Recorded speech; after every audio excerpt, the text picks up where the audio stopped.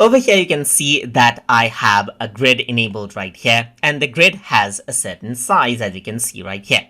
So there's subgrids right here, so you can go around and see the inner grid. So if I were to zoom in, then you can see it right here, which is in the form of smaller boxes. And you can see the main grid right here, that is big in size. You can go around and modify out the grid size according to how you want as well. So to do that, you can go around under edit right here, and then you can go to preferences. So once you go around over here, then you can see guides and grids as an option. So if I were to go around over here, then you can see that grid is an option right here, and you can select the color of the grid right here. So you can, let's say, make the grid green, and it changes to green, as you can see. You can keep the grid line every 1 inches or 2 inches, as you can see, and then it gets modified accordingly, as you can see right there.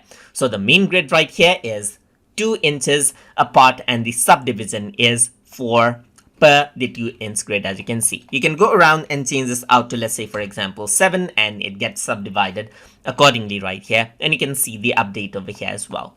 You can go around over here and let's say, for example, make it 64 to make it more detailed. Let's say make it 16 right here, just like this as well. Let me just go around and keep 2, and you can see that they are less far apart right there.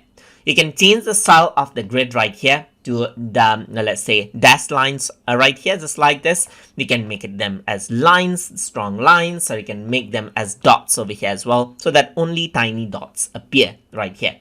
Let me just go around, enable lines right here, and then you can change the value of the grid from inches to, let's say, pixel right here. So you want grid line every 80 pixel, and let's say subdivision should be 4, and then you can see that it divides out everything by pixel.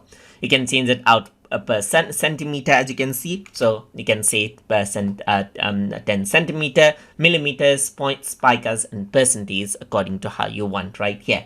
And that is how you can modify out the grid according to how you want inside of Adobe Photoshop Elements. So I hope you guys learned something as always. And as always, please like, comment, share, and subscribe.